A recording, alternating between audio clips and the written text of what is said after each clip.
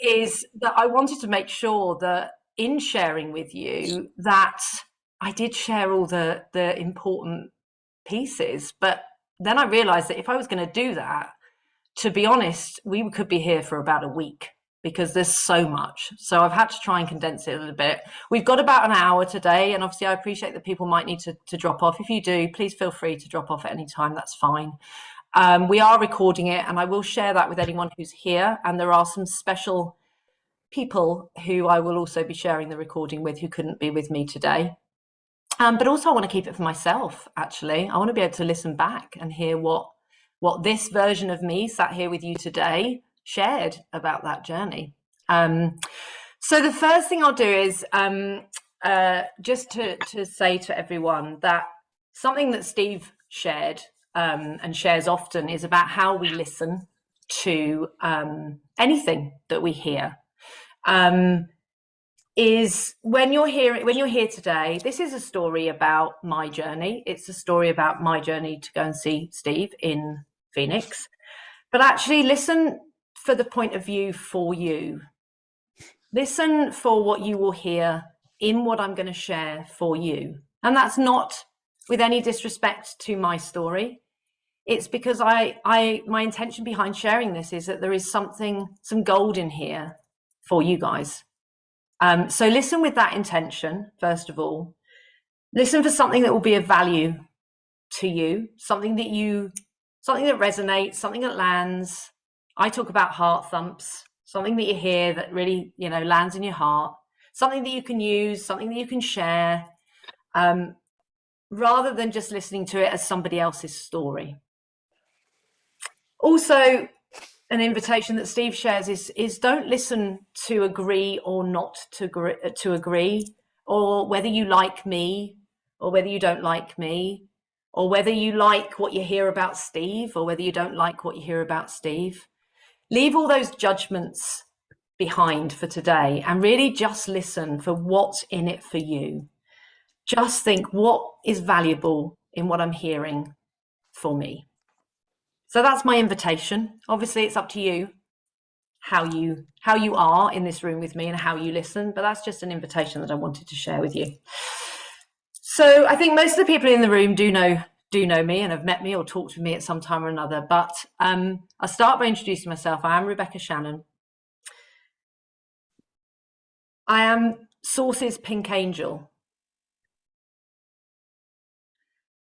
That takes quite a lot of bravery for me to say that in this room.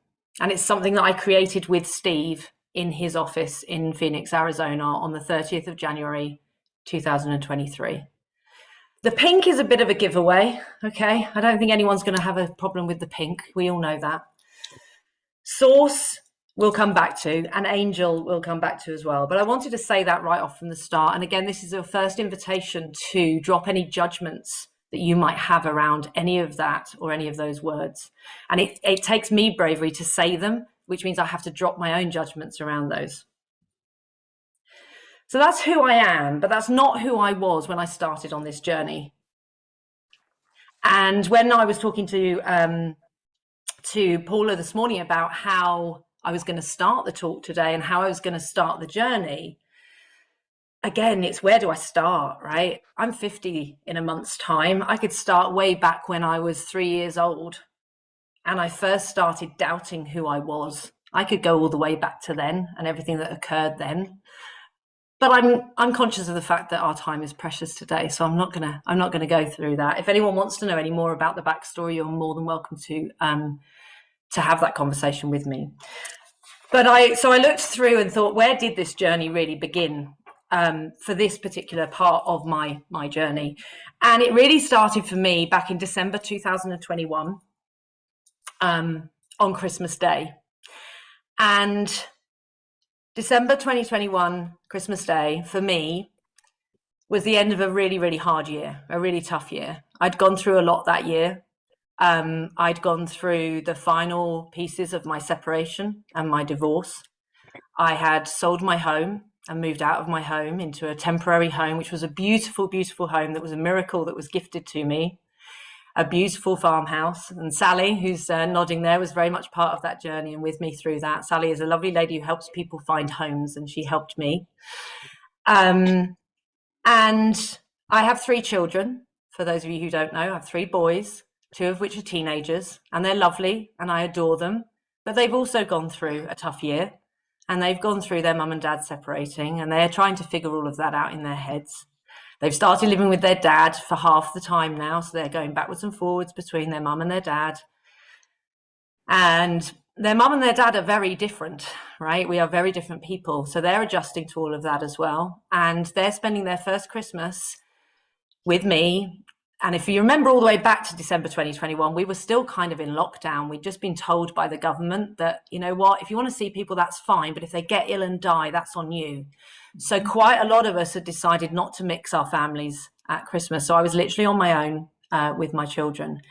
And I was really nervous. I was really nervous about Christmas. I was really nervous about creating Christmas for my children in a way that would be enjoyable.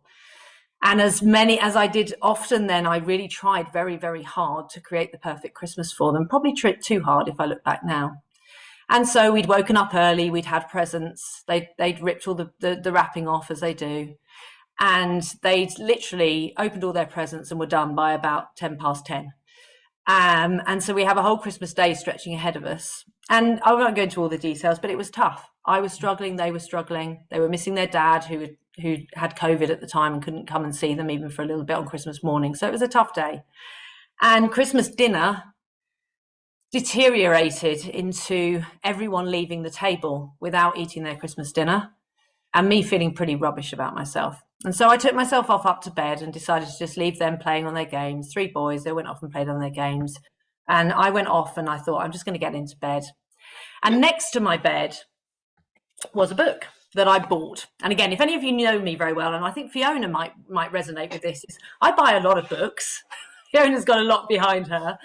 I buy a lot of books. I read a lot of books, but there's quite a few books that I don't read when I first buy them, and they kind of sit around. And I have them in little piles around the place. And I have a theory that some of you will have heard before, that we learn through books just by osmosis. So just by having them near me, I will be learning from them. But sometimes you have to actually read them. So at that time, I picked up this book that I'd bought, I don't know, a month, 6 weeks before perhaps. And actually it was Fiona that I'd seen first start talking about this. And that's how I'd come across Steve Hardison and this book, The Ultimate Coach. And so I was sat there in my bed on Christmas Day, feeling very sorry for myself, thinking, I know I'm going to have a read of this book. Yeah, Tracy, love, it's a great theory, isn't it? It means that any book in our house we are learning from, which is fantastic, right? So I started reading this book. And I'm just going to share with you a piece. If any of you, if I haven't talked to any of you about this book before, I think Paul is going to share in the comments links to Steve Hardison, to his website, to the book, etc. So if you haven't, my first invitation is do go and have a look at this book. It's called The Ultimate Coach, but it's also called The Book of Being. And it's not written by Steve Hardison. It's written about Steve Hardison. And it's written about his life and his coaching. And it's written by his wife, and it's in research. Well, written by research from lots of people who worked with him. I'm not in the book because it was written before I got there, right? But anyway, I'm sure the next edition will have me in it. But also I want to the invitation from Steve is to read the back cover of this book. Okay, so I'm a good girl. I did as I was told. So I read the back of the book. So I'm just going to share that with you because it's relevant for what I just shared there about who you're being in this room today. So before I dived into the book, this is the invitation from Steve. As you may have noticed, there are no testimonials on the back cover of this book imploring you to read it. I vetoed that. The only testimonial I am interested in is the one you will have from reading and experiencing this book. Please do not read this book about me. Read this book about you. Read it about being. And as you read, ask yourself, who would I need to be a more loving person? Who would I need to be a more effective parent? You can imagine how that landed on Christmas Day when I was in bed on my own. Who would I need to be to create a level of confidence that is remarkable? Who would I need to be at peace with who I am? Who would I need to be start again, put my teeth back in. Who would I need to be fully in love with myself and my life? Who would I need to be to live the most extraordinary life I can live? I promise you that if you read this book with the intention of expanding your state of being, you will do exactly that. Your experience will be remarkable. Who you are being is everything. Loving you, be blessed, be you, Steve Hardison. So I read that, and then I delved into the book. There is a bit more at the beginning of the book that he asks you to read first before you go in as well. That's from Steve, and there's a great introduction as well. And so I started reading, and I started reading, not it being about me, because, you know, we hear these things, we read these things, we don't necessarily do that straight off. But as I started to dive into the book, something just really resonated with me about everything I was reading. And I guess in my subconscious, I had started reading it about myself, even though I may not have consciously realized that. And one of the most wonderful things that happened that I didn't allow at the time was that when I started reading about Steve as a person, as him as a coach, about the clients that he worked with, I started seeing things that I recognized in myself. I started reading about how he coached people and the experiences people had with him. And I started thinking, wow, I think that's who I am. And then my little voice came in and went, nah, this is Steve Hardison. He's the ultimate coach. Who are you to believe that you're anything like him? And that's a voice that I am really, really familiar with. That voice that doubts myself. That voice that won't have me believe those things that I read that could be about me. And so that's really where my journey began with this, with going to Phoenix. And at that stage, I read the book, Christmas happened, life carried on. And then there started to be a bit of a buzz in my world about Steve Hardison and about the book. There's only been, I think it'd been published November that year, Fiona? November that, yeah. So it was very new in the world, and there was lots of talk around it. There was a Facebook group that was formed of people who were reading the book. So we started sharing with other people our experiences of the book. And then Fiona, who's in the room today, and some other amazing people put together an event in London where we could actually all be together and start experience this idea of being. And that started to gain momentum. And then it became apparent that Steve was going to come over to the event, and this was in April. And so we started, looking forward to that. So, that was happening in April. Now, at the same time, my experience, my journey of being a coach had already started. I was already by this stage running a successful coaching business, coaching practice. Many of my clients are in the room with us today. I'd already been doing lots of work with coaches. I work with two amazing coaches. They can't be with us today, but Sam Wild and Lisa Hopper. I want to speak their names into the room. And I was also in their coaching school. And this book, because it was having a big buzz, and he is the ultimate coach, and it was landing with a lot of coaches. We were talking about it in the coaching school, and I've tried to get all the dates for these things because I feel they're important for me. They may not be for you, but for me they are, so I'm going to share them. It was January the 7th, 2023. I was in our coaching school, and we were talking about something called the I Am document, which is a document that Steve talks about in the book. That is a way of creating ourselves, of creating the possibility of who we want to live into. And I'll come back to that a little bit later as well. But we were talking about this in our coaching school, and how we were committed to creating ourselves through our I Am document every day. So, and this is this idea of who we are being, is that it's not a default. It's not something that just happens, that we can actually decide who we are going to be, and we can create who we are being. So I started playing with this idea, and we were talking about it in the coaching school. And Lisa, who's my coach, who runs the school, and I got into a conversation where we both made a commitment. We made a commitment that we were going to have a Be With Steve Hardison session, that we were both going to do that. And our commitment was that we were going to save some money each day. We were going to set up a pot of money that we'd save into each day to create that.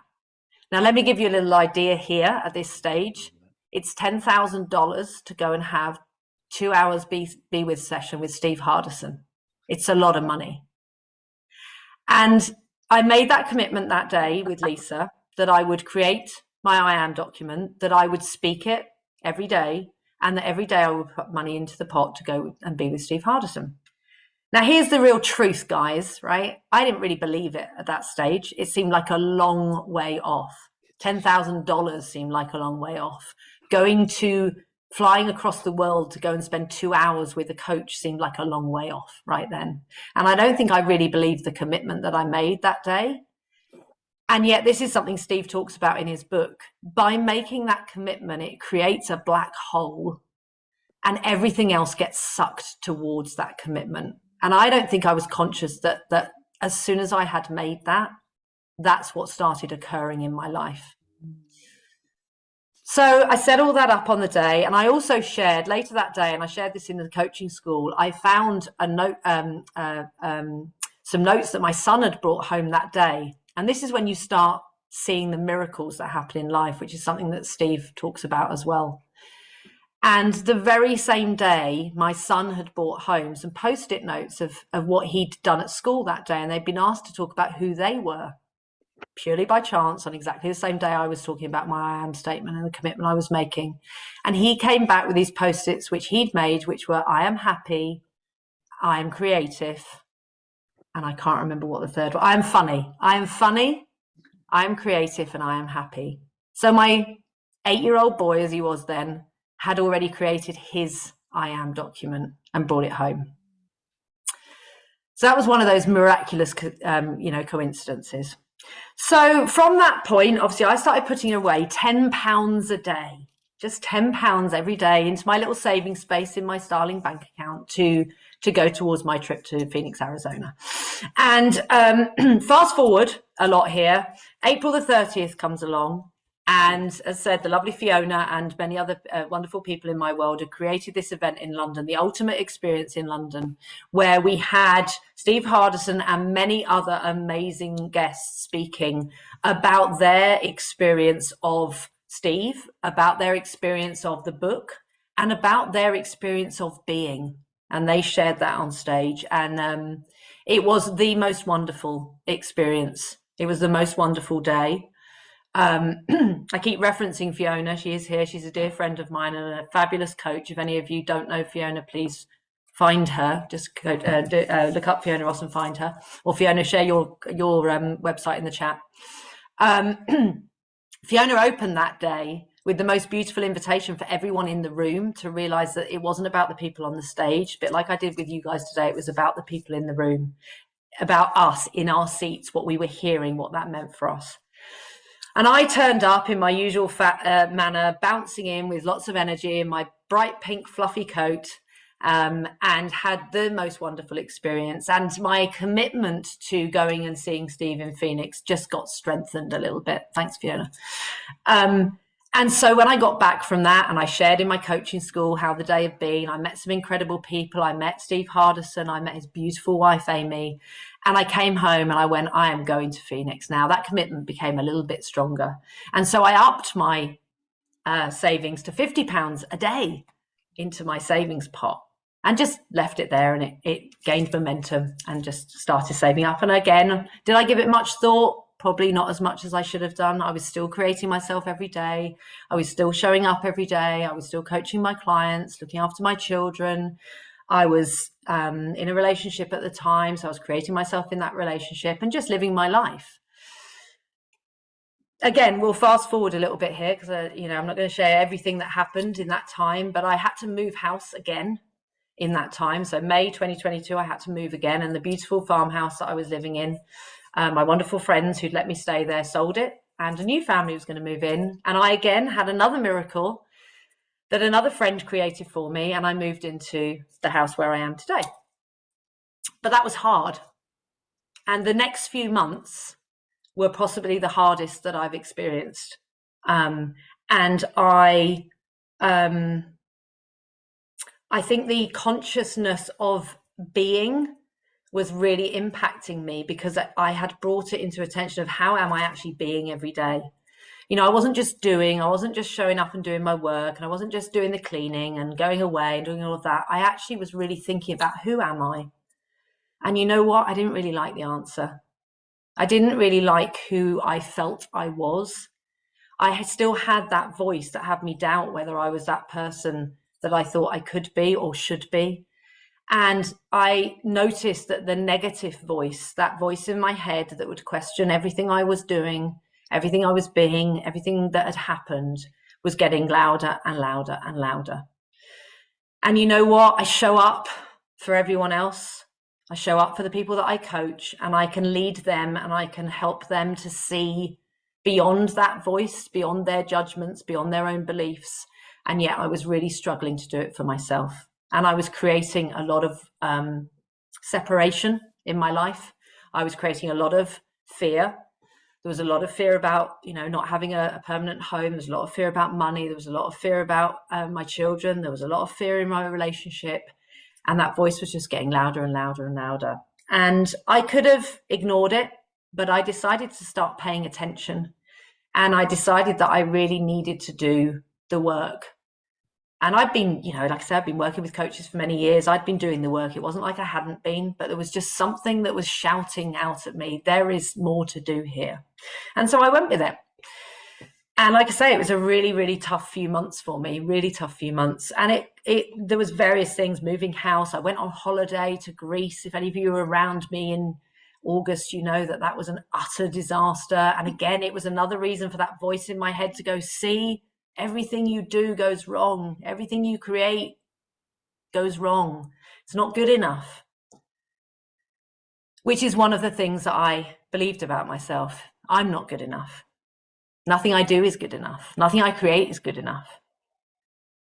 And so October came and I went along to a one of many event, and there are some one of many people in the room today as well. So one of many is a women's leadership program community that I'd been working with, so I'm certified with as a coach.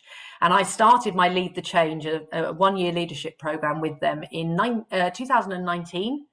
And I don't know if any of you remember what happened in 2020, but things got put on hold. So I didn't actually graduate from my 1-year program until October 2022. And I went along to Stratford Manor Hotel and I walked into my one of many room, which is, an amazing space, a safe space for me. And I walked into the room there, hadn't been in that room for over 2 years. And that voice that had got louder about, all the negatives in my life kind of hit me even harder in that room. And I had a real breakthrough. And I say breakthrough, nothing changed. I just realized how hurt I was, how much I was hurting, how much I had lost in the years leading up to that, and how I needed to spend some time there to heal some of those hurts. And I'm not going to go into all the things that happened in my past, but let's just say, and I'm sure this will resonate with most of you in the room, there were parts of my past that I didn't really like. There were parts in my past that I wasn't really proud of. There were parts that I wish I could change.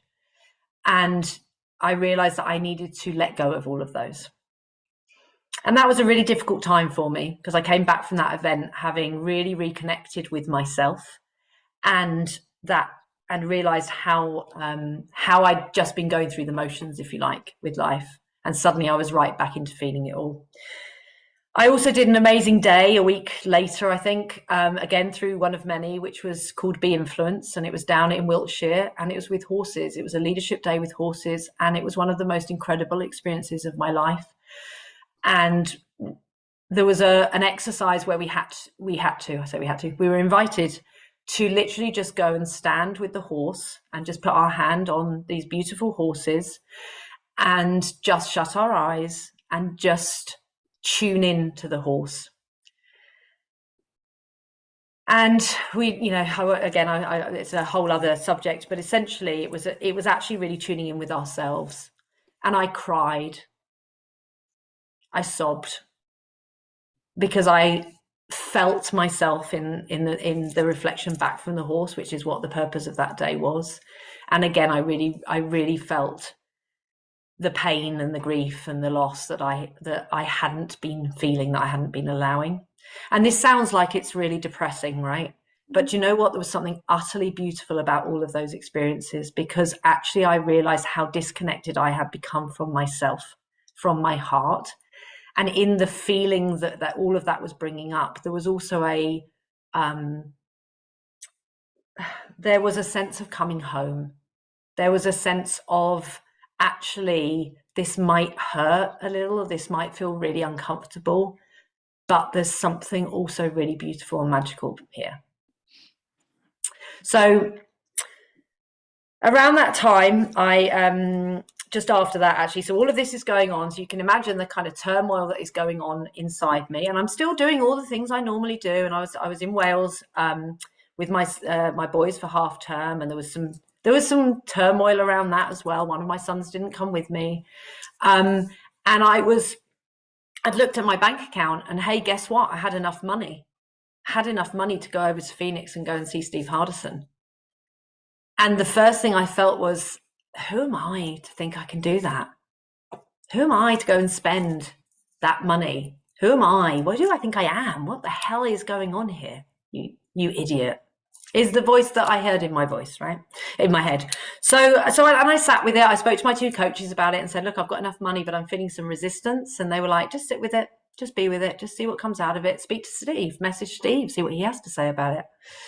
And I was going to do that when I got home from Wales. And then I went into the local town in Wales. And there's unfortunately a lot of shops have shut in that town. And therefore, there's a lot of boarded up shops. And in one of the windows, as I walked past, there was just a piece of A4 paper and in the window. And on it, I have no idea why, was this exclamation mark. Drawn, not this actual exclamation mark, but a drawn exclamation mark, which is Steve Hardison's sign on his book, just in this window. And as I saw it, I was like, well, there's my sign, right? I don't need to speak to anyone. I can feel the resistance. I can work through the resistance. I am supposed to be going. So that was my sign. So I kind of went home, carried on having my half-term break with my boys, got back. And on the, and again, I say the dates because they are important. On the 20th of November, so it was a few weeks after that, I messaged Steve, and I'd like to share with you what I messaged Steve with. So good morning, Steve. At least it is here in the UK. How are you and your wonderful girlfriend, Amy? His wife is called Amy. He refers to her as his girlfriend, which is beautiful. I see you've been celebrating with your neighbours and getting prepared for your trip to Mumbai. There was another experience in Mumbai in February this year. Having experienced being with you, Amy, and all the other incredible people in London, I have a sense of how incredible that will be. I turn 50 next April, and I'm creating gifts and experiences for myself to celebrate all that I am and all that I want to create for my next 50 years on this planet. And I want to powerfully create this future without the stories, judgments, and beliefs that I've held on so tightly for quite possibly the last 47. Last year, I committed to saving every day to make a Be With You session possible. I didn't at that time know it would be a gift to myself for my birthday. I hadn't made that connection, and now I have, and so I want to make this happen. I was recently in West Wales at the cottage I grew up in, and I was pondering lots of ideas for my birthday and how I wanted to mark this significant year. And I saw a sign. So I shared the picture of him with the exclamation mark in an abandoned shop window. And so I couldn't ignore this anymore. And so here I am. This message is the first step towards the trip to Phoenix, Arizona to be with the ultimate coach. I wanted to share here with you to declare my intention. I want to figure out, so I shared with him what I was going to do. I want to share with you that this is part of my celebration of my life, all that has been and all that is yet to be created. So that was my message. That was what took me from a commitment to actually it happening. And as I say, what I hadn't realized in all of that time up until that point was just by creating that, I had been working towards that moment, all that pain I'd worked through, all the resistance I was feeling was part of sending that message to Steve to making it possible. On the 29th of November, after I'd wired the money, which you can imagine wiring that kind of money, that had some resistance to it as well, right? That was a little bit like, oh, am I really going to spend this? But I did. And on the 29th of November, I had a phone call from Steve Hardison. Which, you know what, he's an incredible guy, and there was this whole thing created about it. It's almost like a pop star ringing you. So as the phone rang and I saw Steve Hardison on there, I'm like, I can't speak to him, I can't take this call. And then I was like, hang on a second, you kind of have to, you're about to go and see him, so you really better pick up the phone. So I pick up the phone, had a wonderful conversation with him, only for a few minutes, and he's like, well, okay, when do you want to come? And in my mind, I'm thinking, I don't know, May, maybe August, September, I don't know, trying to push it as far away into the future as I could, because I knew that in the commitment I was making to be there, everything was going to change. And then I kind of started looking at my diary, and before I knew it, out of my mouth came, how would the end of January look for you? And he's like, yeah, great, 30th of January, 10 a.m. And so we booked the date, we put the phone down, and that was now in the diary. So this is the end of November 2022, and suddenly I have a date in my diary, 10 a.m. on the 30th of January 2023. I am going to be in Arizona with Steve Hardison. Now, around the same time as that, I had been with the stuff that the work that I was doing, and some of the hurt and the pain and the stuff that I was realizing about myself. I also discovered another book, which I want to share with you, and a passage from it that I had a week where I think all of this kind of landed, and I was ill for a week, and I just switched off from the world for a week, which for anyone who knows me doesn't happen very often. And I spent time with myself, and I did a lot of grieving and a lot of healing. And that book is a book called Heart Minded by Sarah Blondin. And if any of you have a chance to either listen or look at this book, it's another book that I highly recommend. Again, Paula will put notes in the chat for you. But I've got it on Audible, and I've been working with a therapist, doing some EMDR therapy with a beautiful lady called Dawn, who is as much a part of this story as Steve Hardison is, to be honest. And I had a session with her, and my heart was really raw, really vulnerable. I was in a lot of pain, and she suggested that I listen to this book, and I literally got off the session with her, and I downloaded it onto Audible. I crawled into bed, and I put this book on, and this is the first thing that you hear. And her voice is like liquid honey. It is the most beautiful voice. And when I heard this, it was as if she was speaking to me. And it was at this point that I knew why I was going to Arizona, and I knew that everything was going to be okay. All right. So again, remember my invitation to you at the beginning here to listen to this for you, to see if there's something of value in here for you. The moment you separated from your heart, the moment you closed, quieted, pushed away, turned from, disowned, lost sight of goodness, the exact moment you began to splinter from love, a part of you began doing everything in its power to bring you back. Just as a mother who has lost her child will never tire of standing at the ocean's edge, calling out her beloved's name, sending prayers for survival, blessings in bottles out to sea, she, your heart, began to do the same once you were set adrift. Might get a bit emotional now. You are never lost, dear one. For the moment you divided, your heart began doing everything in its power to bring you home.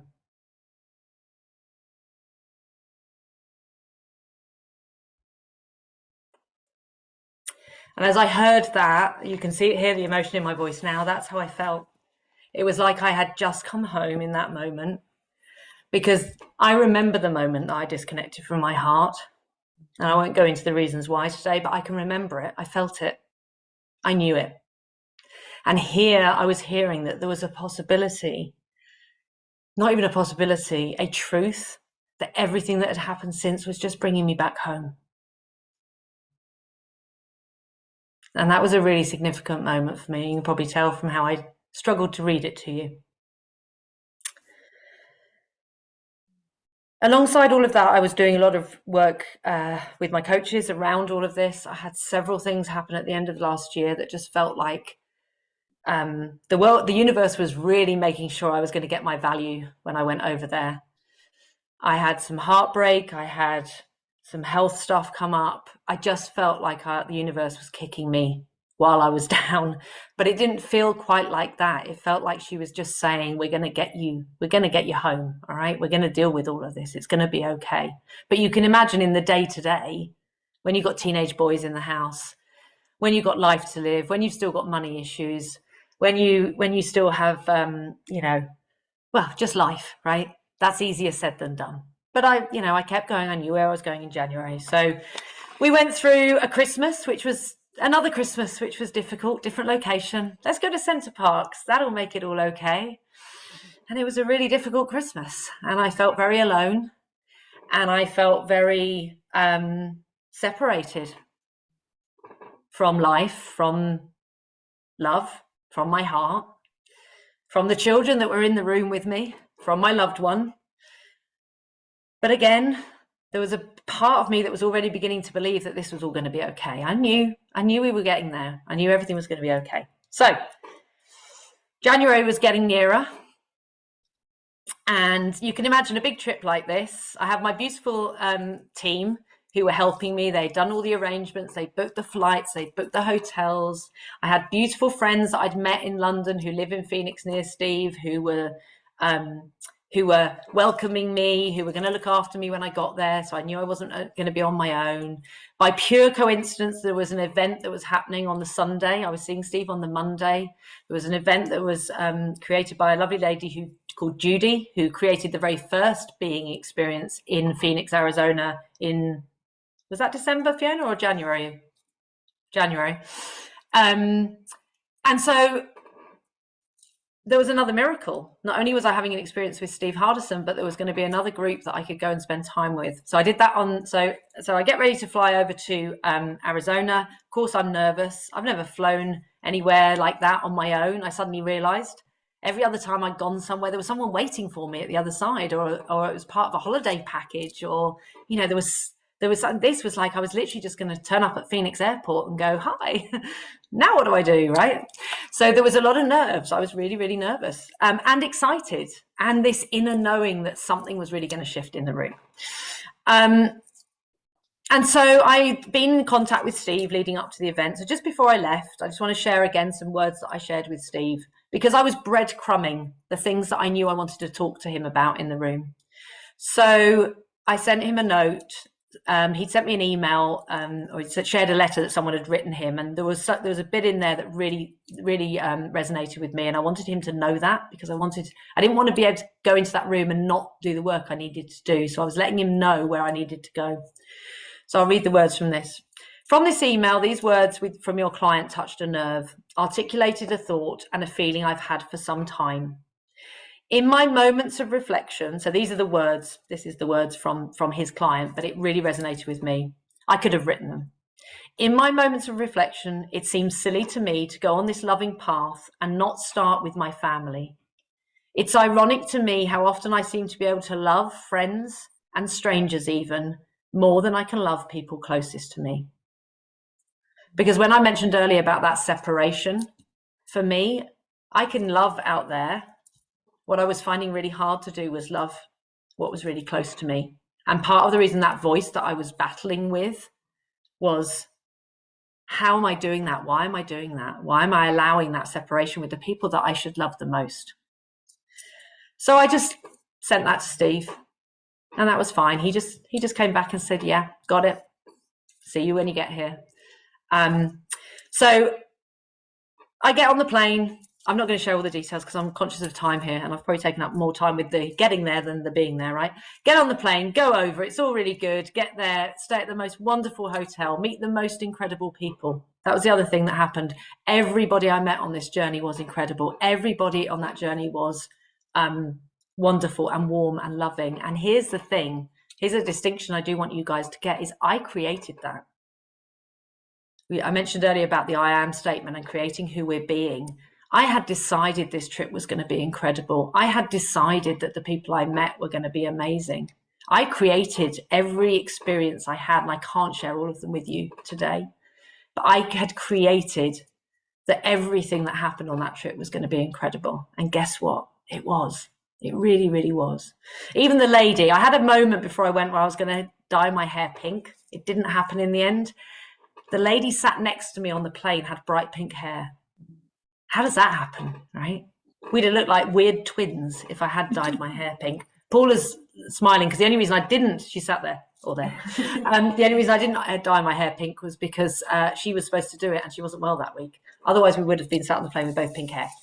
So we get over to Arizona. The Sunday, as I say, I get this opportunity to spend with this group of amazing people. And again, I don't really have time to even begin to tell you this day that they'd created, the speakers that they had, the vibe in the room was incredible.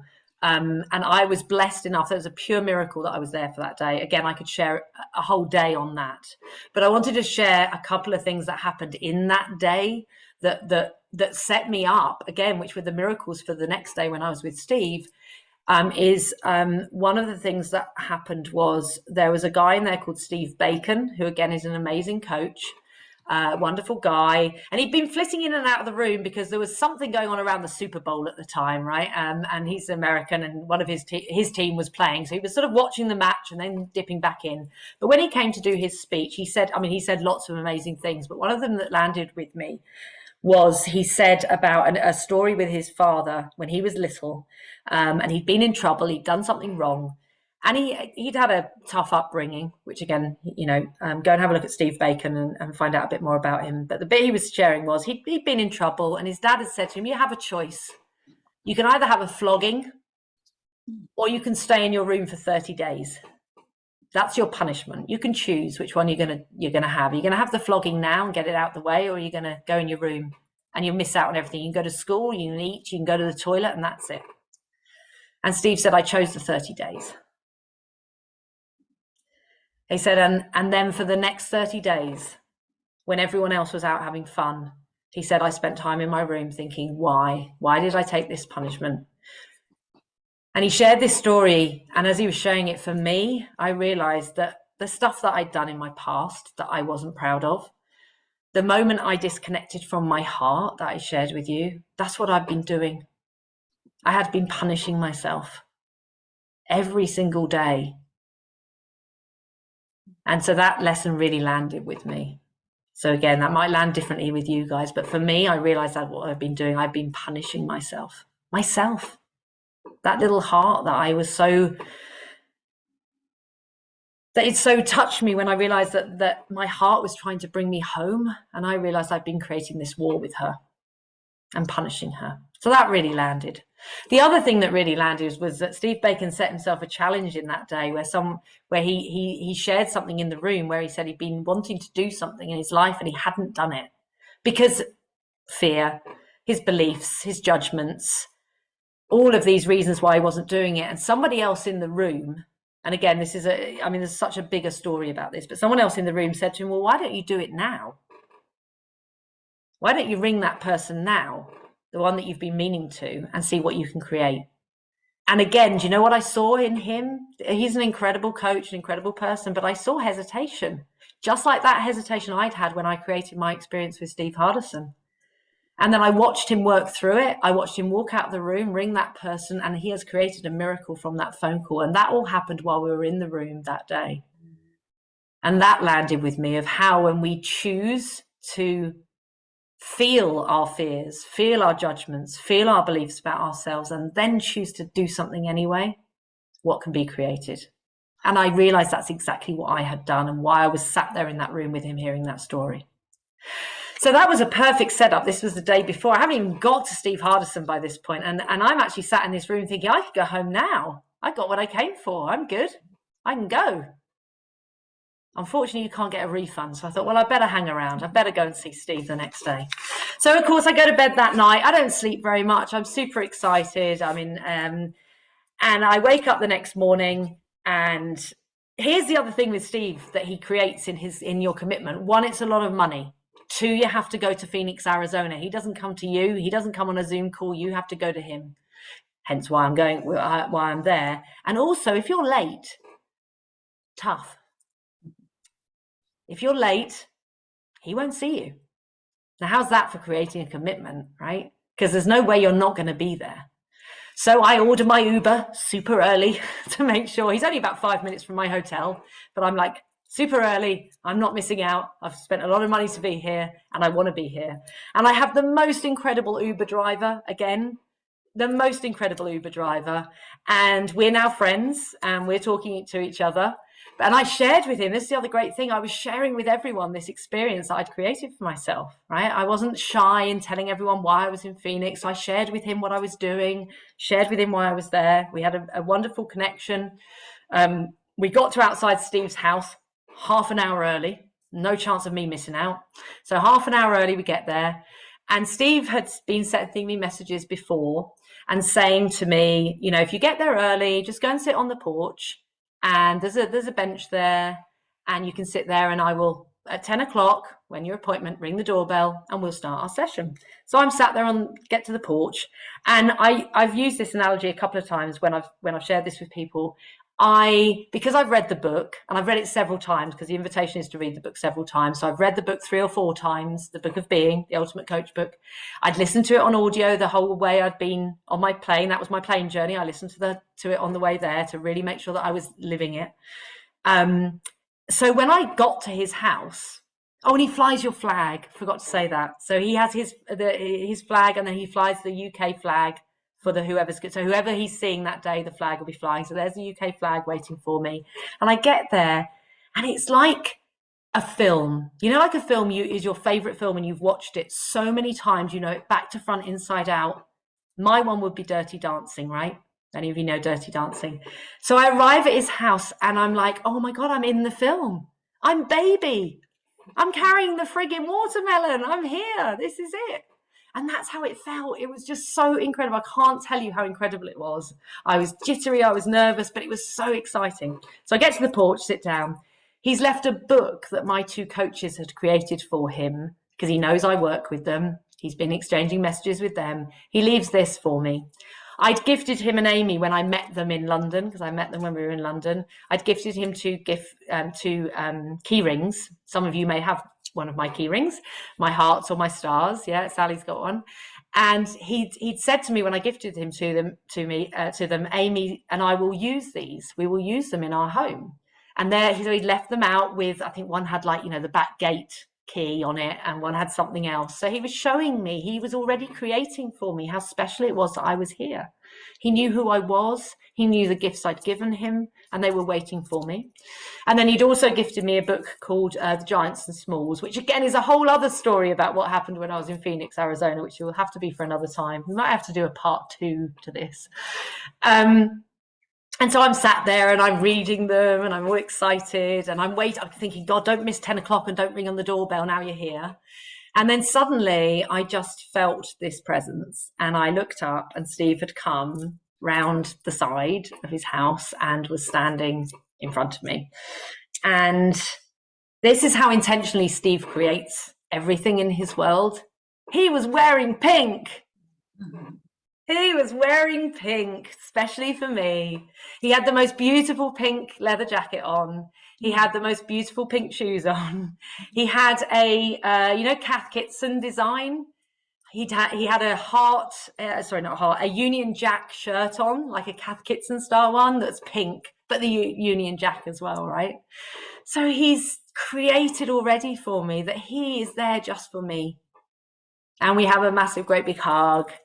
And this is everything I've read in the book that he was telling me how it would be. I'd read this experience several times from other people. I knew the other people. I've met people who've been there with him. There are some incredible coaches out in the world who coach with Steve Hardison, who've been to be with sessions.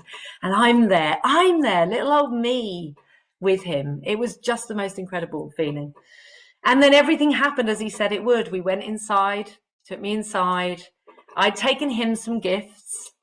He went to find Amy, his wife, and he said, Rebecca's here. She's bought you a gift. And I bought him some sunrise roses, which is another story, which I don't even have time for, that another coach, Gary Mailer, had created with me in a session. So I'd taken him and Amy roses. So he went off and said to her, Rebecca's bought you this gift. I want to see it. Everything is so intentional. Everything is so lovingly created. I don't think I'm doing it justice. But it was so incredible to be in that room with him. Felt like I was the most important person in the world. And I was. And that was partly because I'd created that. I had put myself in that room. Steve's there all the time, right? But I was in the room there that day. And it all happened exactly as he said. We sat and we talked very casually on his sofas overlooking the Indian reservation and out to the mountains beyond, because that's where his house is. And we were just chatting about life and my children and my partner. And he was telling me about India and how he was going to the experience there. And then he showed me around his home. And this is the thing that's so amazing about Steve Hardison as a coach. And one of the things that I recognized when I first read that book about how I felt that there was so much in common with what he was sharing or people were sharing about him in the book, was he was basically showing me how his whole life is his work. His home is a creation of the work that he has done over the last 30 years. He took me around his home and he was showing me the gifts that people have given him, the pictures, where they are, why they're there, the story behind them. And of course, I've read a lot of this in the book as well. So when you read the book, you will read about all these gifts and these things in his home. But he's already creating for me. He's already realized that one of the things I've asked him for is I want to stop creating separation in my life. I didn't say those words out loud to him, but it's what I was sharing with him. And he was already seeing that. So he was trying to show me how there was no separation, how what he does, who he is, who he's being, is intentionally created in everything in his life. So we had this wonderful tour of his house, which is beautiful, and all the gifts are beautiful, and I knew all the stories behind it. And then we went out into the garden where he has what's called the 1111 wall, which was created. He commissioned an artist, and if you've seen the posts on LinkedIn or Facebook of this talk, the picture of me where I'm against a wall that's painted, that is the 1111 wall. And underneath the paintings that he commissioned are the I am statements of all his clients and his family. So behind those paintings, on those walls, intentionally are all these I am statements, who all these people have created themselves to be in their work with Steve Hardison. And again, it's like being in a film, because it's like, this is the 1111 wall. I just read the diary from Nadine Ladder, who'd made the wall, who painted the wall the day before. Steve had shared that with me, and I'd been in that story of how it had been created and all those people who'd written their I am statements up on that wall and how she'd painted. And there's a phoenix there, which was very much a theme of my visit. Obviously, that going to Phoenix, but also the phoenix rising from the flames. This was going to be a rebirth for me. There's a phoenix on the wall. There's a tree of life. It's beautiful. And you just can feel all the stories, all the I am statements coming out from the wall as well. And then we walked around his garden. He showed me all the different parts of his garden. And again, everything he was sharing with me had a story, had a meaning, had an intention, had something he was landing with me. And what happened, I realized afterwards, and again, if any of you know me, you know that I take many, many pictures. Right? Many, many photos. I did not take one picture the whole time I was there with him. I was so present. In the end, he had to say, shall I take a picture of you? Because I just didn't. I was so present with everything that he was sharing and everything that he was doing. So we had a walk around the garden and the wall. And then he was like, right, now we're going to go into the office. And this is where we really do the work. Yeah, this is where we really go into the coaching. And you're thinking, God, we've only got 2 minutes left, and she's not even got into this bit yet. So I hope you can stay with me, guys. If you can't, we are recording this. I will share with anyone who was here. So I appreciate that you may not be able to stay for all of this. But we walked into the office. And again, for any of you, when you do read the book, or any of you who have read the book, this office is where all his coaching takes place. I know the stories that are behind. Every object in that office has been gifted to him by a client that's worked with him. Every picture on the wall, every book, everything in there has been created by his clients and the work they've done in that room. So I walk into the office and the power, I can feel it. I can feel the energy. I can feel all the work that's gone on in there. I can feel all the miracles that have been created there. And I'm in there. I'm sitting there on the sofa opposite Steve Hardison. And I don't know what happened over the next 2 hours. It felt like about 3 years that I was there with him. One thing that I can share, because I know what you guys are really conscious of, is who is Steve? What is he like when you're in the room with him? Well, he is utterly present, is the first thing. I've never felt such love, such presence, such actually, that's a lie. That's a lie. I have felt it once before, and I shared this with Steve when I was there. The only other time I felt that amount of presence and love for me and in a room with me was when I was in the Chapel of Love with my dad after he'd passed away. And my dad is my North Star. Many of you will know that. And he was an incredible human being and an incredible, well, he was my dad. And that's the only other time I've ever felt that amount of love and presence in a room. And so we started doing the work. And one of the things that I created, again, remembering that I'm creating all of this, one of the things I created in that room was I kept eye contact with Steve Hardison the whole time I was there, apart from when I had to do some writing. But other than that, because I knew that I wanted to keep that contact with him so that I didn't let myself off the hook. So I didn't go there and not go as deep as I needed to go. And he said to me in the room, he said, you know, where do you want to start? What do you want to do? What do you want to create here today? And we started going to the work, and I said, I want to create a different version of myself. I want to create a different story. I want to create a different I am to the one that I have in my head right now. I've written other ones down, but what I actually hear in my head, what I feel in my heart, all that pain that I've been feeling over those last few months, I want to come home to being me. And he said, you know what, I don't normally do this work in a Be With session. It's normally done over a few weeks, but you're here and you're ready and you're going to go here. And I did. And a statement that's come out after this event that really I realized when I was making my notes today was really present in the room was, and what he held me to in that room was, how can I love more? How can I judge less? And how can I go really deep? And so that's what I did. And we did some work around forgiveness, which I've done before. So we basically, and I've got the piece of paper here, where he said to me, okay, let's write down all the things you believe about yourself. Let's go there. All those voices in your head, all those things you say about yourself that aren't kind, that aren't nice, write them down. Write them down with me here. I can't even begin to tell you the words that are on that page. I can't even share them. They are so horrible. They are so cruel.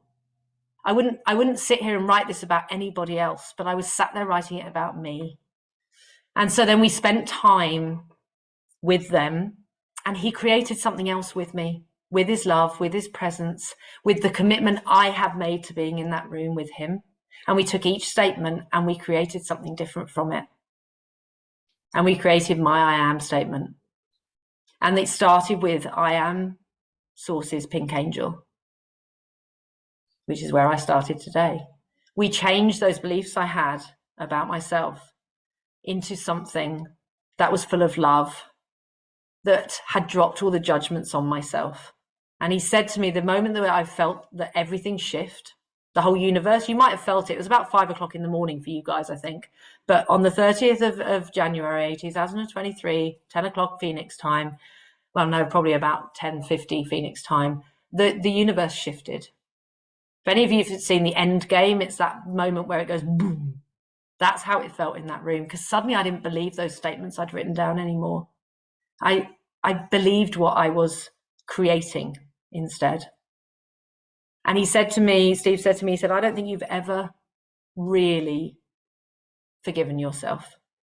I don't think you've ever really forgiven your judgments on yourself. I don't think you've ever really loved yourself.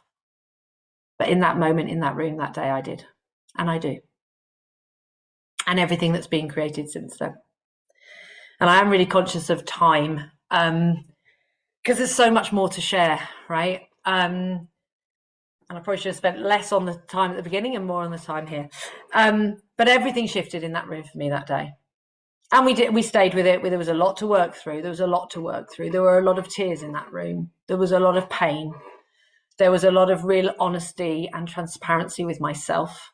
There was a lot of forgiveness. There was a lot of love. There was some resistance.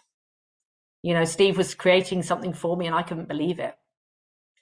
But I stayed and we did the work and we created it. And then he said, oh, our time's up. And I was like, wow, we've been in here a week. Cool. Because that's how it felt. It just felt really, really expansive. And as I left the room, the office, we had our 2 hours together, and he said, I want you to spend some time with Amy, who's his wife, who is incredible. One of the things he said to me in the room was, he said, I don't know whether God is a man or a woman. He said, but whoever it is, they'll definitely have an Amy, because Amy is what creates me. And that's so true. I mean, she's just the most beautiful soul. Fiona's nodding. She's been with her. She is the most beautiful soul. So I come out of his office back into their home, and I sit with Amy. And again, I keep eye contact with her. She holds my hand. And Steve says to me, share with Amy what you came into the room with, those statements that you said, and then share with her what we've created today. And I found it so incredibly hard to say the original, this list. I found it really, really hard, because something had shifted so fundamentally in that room that I couldn't actually say these words. And at the time, I thought that's because I was with Amy. It was because I couldn't say them in front of Amy, because she is she is otherworldly. And then I realized it wasn't that. It was because I couldn't say them to me, couldn't say them with me. So I kind of forced them out. And then I said my new I am Source's pink angel, I am divine, I am glorious, and all the other I ams that I created, which I will share with you guys. If you're interested, I'd love to share it with you. There might be a part 2. Someone's asked for a part 2. We can always do that. And Amy and I had a moment. There were tears. I felt incredibly different. And then my Uber arrived, as these things do, right? So my Uber arrived, and Steve said to me, wait, hang on a second, there's something else I want to do with you. And this all does feel a bit rushed now. He said, something else I want to do with you. And before he said to the Uber, please, could you wait? Could you wait? There's something else I need to do with this lady. Are you happy to wait? You're happy to wait while I show this lady something? And the Uber driver, the only Uber driver I'd had that whole trip, who was a bit grumpy, sort of, not sure. So Steve Hardison said, she will pay you $1 a moment if you'll wait for her. So he agreed. And he took me off, Steve took me off down the end of his road, and they say, beautiful home that overlooks the Indian reservation in Phoenix. And as we're walking down, there's a house that looks beautiful from the front, right? Utterly beautiful, regal house, gorgeous house. And we will start walking across the garden. And the funniest thing that happened was Steve goes striding off. He's 6 foot something, right? Tall, very athletic guy, striding off down there in his pink jacket. Off he goes. And I'm running on behind him, and I'd bought new trainers for the trip to Steve Hardison. White as white trainers, and as I'm following, he doesn't stand in the big muddy puddle, I do. So my trainers are all muddied, and I'm not happy about this. Anyway, go around the back of the house, and this beautiful house that's being created, as you get round to the back of it, it's all falling down. And Steve had taken me there to remind me how important it is that this glossy thing that we put out in the world, this shiny pink angel that I can create, that I can be here today, pink wall behind me, pink everything, all glossy and shiny, that it's not real if the foundations aren't good. So even in my exiting from my experience with Steve Hardison, he was showing me again how important creating the foundations of who we are being is, by showing me this home. This one, you see it from the front, it's beautiful, looks amazing. And then behind the scenes, it's all crumbling away. And that was his final little distinction to land with me. And there was much more, as I say. Yeah, we probably should have a part 2. I know we've got a few more minutes left today. That was supposed to be for Q&A, but we will, I'm getting messages. I need you to go on. Okay. I'll keep going then. I'm trying to think if there was anything else in the room that was shared. I mean, the big thing for me was that shift in who I am, and I can't really explain how he created that other than his love, his presence, his commitment, what I was doing, who I was being in that room. There was no way that I was going to go into that room and have a little conversation with him about, how are you the ultimate coach? How do I become a better coach? I could have gone in with those questions, but they weren't the ones that I needed to know. It was like, how can I be who I want to be? How can I be Source's pink angel? How can I create that? And that's what we did in there. And one of the stories that he shared with me before we created that, before we did the forgiveness work on me, was he shared this story about going to see a film if you go to the cinema and you go and watch a film, what's being projected on the film, what you see on the screen, right? So let's assume the story you told me was about scary snakes, right? So if you were scared of snakes and you get to the cinema and they're projecting snakes onto the screen. So I'm sat next to him and I'm like, Steve, I'm scared of snakes. Snakes scare me. And he's like, okay, I'll deal with that for you. So he goes off down to the cinema screen and he cuts out the screen and he takes that away. He's like, there you go. But actually, the projector, all it's doing now is projecting it onto the wall behind the screen. So he's like, it's okay, I can deal with that. So he goes and dismantles the wall. But it's whatever's behind the wall, the projection is still going on. And this is a story I've heard him share with other people as well. And I know he shares with people. And he said, what's actually creating the fear? What's creating the snakes on the screen? Doesn't matter how many times I move the screen, move the wall, move anything else out of the way. The fear of snakes is coming from the projector. This is the projector, right? I am the projector. What I am creating, the walls that I've been creating in my heart, the walls, the separation, the fear, the judgments, the beliefs, the horrible things that I wrote down on my page. That's what I've been creating in the world. Fiona wants me to share some of these things. This is my old ones, Fiona. No, the new ones. I'll share the new ones. I will share the new ones, right? But the old ones, you know, that's what I've been projecting out into the world. So that's what I've been created. That's what's been created. So I will share my IAM document. I'm going to close off in a second and then we can have some questions as well. But after that, I just wanted you to know that I left. So I left, got in the Uber, and the guy in the Uber said to me, he said, is that guy a real estate agent? And I was like, no, why? He said, he said, either he showed you that house and you loved it so much you bought it on the spot, or he showed you that house and you hated it. Sally will love that one. I was like, no, he's a coach. And then I went back to my hotel room and I slept for about 6 hours.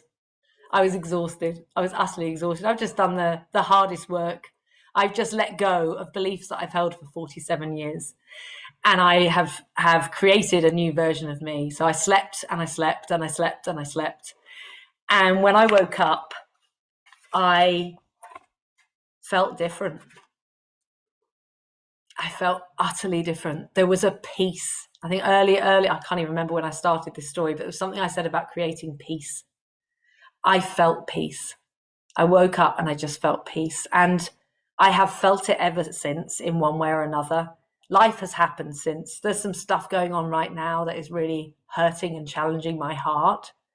But there is a different peace in my heart that I didn't have before I walked into that room. And here's the really good thing here, and that I want to share with you guys is Steve Hardison is an amazing coach. He's an amazing person. He is one of the most loving and generous people I have ever seen, and he is so intentional with everything that he creates. And that's not what had the shift happen in that room. I created that. I created it from the moment I committed to going. I created it from how I was in that room. Bye, Sally. I created it in how intentional I was about the work I was going to do with him. And that's not to say that he's not an amazing coach. He is an amazing person. But I want you guys to hear that for yourself. And I believe this for myself is everything that has shifted, I created. Because that's one of the distinctions you shared with me about the projector, is by default, we are creating our world from who we believe we are and who we are being. And if we are being scared and fearful and separated and worried and all of those things, that's what we're going to create in our lives. So if we can shift who we are being, if we can shift that belief, if we can shift the projector, then that's what we'll create in our world. And there's loads more to share. I stayed in Phoenix for a week. I went to the Grand Canyon. I had time with some people from the Giants and Smalls that I mentioned earlier. I had a lot of time just with myself, enjoying that peace that I had never known before. And that's, I think, when I realized how much war I create in my mind all the time, based on me not being enough, based on me not believing in myself. So that's the story of Phoenix. To say that's a bit sped up at the end there. But I'll close it off, and then I am open to any questions that people might have. So just to finish this off, you will notice that behind me there's a very pink wall. And Paula, who's next to me, I'll put my hand in there, that Paula, who is my lovely, lovely friend and more than friend. She does a lot of work for my business, but she's more than a friend for me. I've been wanting to have a pink wall in my kitchen since forever, since before I even moved into this house. And it was supposed to happen a few weekends ago. It happened last weekend. And as Paula was offering to paint the wall for me, I decided that I wanted to recreate that idea that Steve had in his garden of the wall, the 1111 wall. And please go and read out. I think someone put the link in the chat there. So do go and read about the 1111 wall that Nadine Lauder created, and all the I am statements that are behind those pictures. So this is my wall. Paula was here at the weekend painting the wall. This is my 913 wall though. So this is 9. It's 9 because that's my birthday, and 13 because that's my dad's birthday. And both numbers are incredibly lucky for me. And go and read about the number 13, by the way, guys. It's not unlucky at all. It's very lucky. It's been misrepresented for many years. And so behind this wall, where I sit and I do all my coaching, this is my kitchen, this is where I live, is my I am statement. And then it's painted over pink. So I think I'll finish because Fiona's never going to let me get away with not sharing my I am statement. So I'm going to share it, guys. And again, remember the invitation to listen to this for you, to drop judgments. And then if we've got time and people can stay, I am open to any questions that people might have. Or if you need to drop off, obviously drop off. So let me finish with sharing this. I am me. I might get emotional, by the way, so just so you know. I am me. I am Rebecca. This is who I am. I am Source's pink angel. I am divinity. I am infinite. I am everything that is heavenly. I am the universe, and the universe is me. I am love. I am the whole damn universe. I am the storm, a cyclone of love, and love is created from all that I am. I am the lioness by my side. I am unique. I am extraordinary. I am becoming more and more alive in every moment I live. I am perfectly imperfect and imperfectly perfect. I am kindness and compassion. I am living in the power of possibility. I am practicing my conscious living intentions daily and transforming my life. I am worth all I desire. I invest time, care, and attention in my life. I create a flow of an abundance of time, money, and energy. I am courageous when I appreciate my vulnerability as strength. I am brave enough to always come back to hope and possibility. I am a strong, energetic force of nature. I'll start that one again. I am a strong, energetic, and real force of change and transformation for others. I am in action with being as much as with doing. I am learning to slow down. Maybe even in my speaking. I am willing to allow all my thoughts, emotions, and feelings. I am loving, curious, and generous with all of me, the light, the dark, and the messy. I'm exploring how sharing more of me will create more of what I desire, more life, more love, deeper connection, richer experience, and greater abundance. I am a bright, shining light. I am creating hot pink ripples in the world that shine and sparkle. I am a singer, and I always have a voice. I am rising by loving and lifting others. I am all of this and more. I am sometimes less than my expectations. I am always more than enough. I am a fierce and loving force. I am powerful, energetic, radiant, and magnetic. I am attracting love and abundance. I attract, welcome, nurture, and nourish love. I am pure presence and unconditional love. I am easy to love. I am a courageous leader, an amazing coach, a powerful creator. I am a dynamic collaborator, an awesome connector, a loud and proud cheerleader, and a committed stand. I am creating the life I love to live. I am becoming who I need to be. I forgive and love myself for not being who I thought I should be. I love and acknowledge myself for becoming who I am. I am a loving mother, daughter, sister, auntie, niece, friend, and lover. I'm allowing more ease and peace and grace in my life.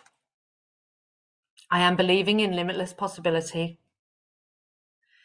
I am trusting in myself and my limitless possibilities. I am the wise woman my inner child needs when she is wild and free or seeking comfort and safety. I am the inner child when my wise woman needs fun, joy, and play. I am intentional. I am unashamedly and unapologetically, wonderfully, powerfully glorious me. I am the gift. I am blessed beyond my wildest imagination. I am powerful beyond measure. I am worthy of all I desire, and I powerfully create from this knowing. I am more than myself. I am more than enough, rather. I am forgiving of myself and others. I am a magnet for creative, inspired, and wholehearted people. I am living my purpose. I am connected in all ways with my life. I am complete. I am whole. I am at peace with my inner and outer world. I am creating a life interconnected. I'm creating a life interconnected and full of love, where I no longer believe there are wars in my heart to win or lose, or that I need to build walls between myself, the world, and my loved ones. I trust life. Life is kind. Life is for me. I love my fierce protector and know that there is no pain too great that cannot be met by my heart, my love, my kindness and compassion. I am a loving, conscious connection, creating a flow of abundance and wealth that I share in the world. I create miracles. I am strong. I am vulnerable. My strength is my vulnerability. I am all the worth I will ever be. I am without judgments of myself or others and forgive myself and others for any judgments we have. I meet love and life with playful inquiry and innocent curiosity to be with what is emerging within and around me. I'm learning that acceptance brings renewed energy and vitality to my experience of life. And the more I enjoy my experience in the world, and as it manifests, is how my agency and potential grows. I am being me, loving you. There's a song in there somewhere. Being love. Judge less, love more, go deep.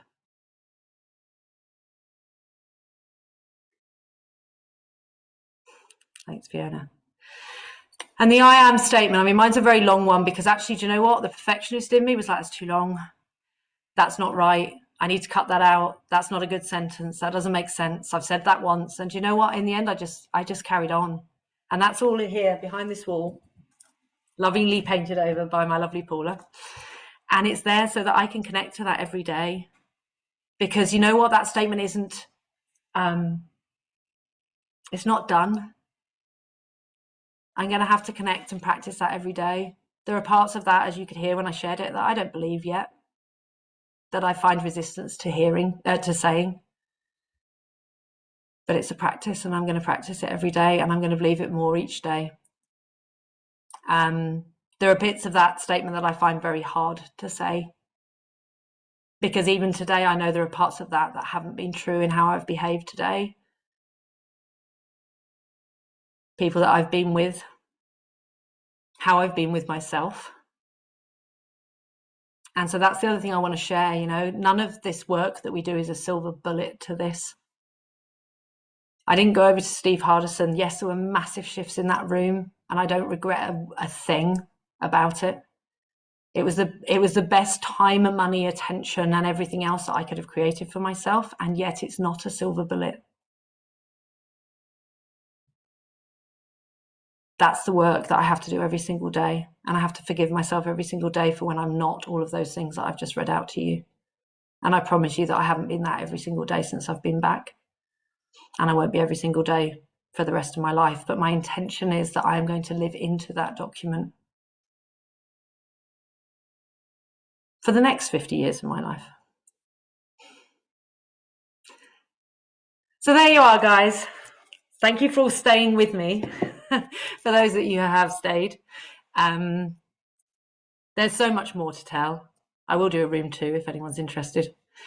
But listen, I've got time now. I know that we had about an hour and a half booked in for me to talk and then for you guys to ask questions. But if you can stay and you want to share something, ask something, be with me a little bit longer, then I'm here. But if you need to go, I also understand that as well. And all I say is thank you to each and every one of you who is in the room with me and has been in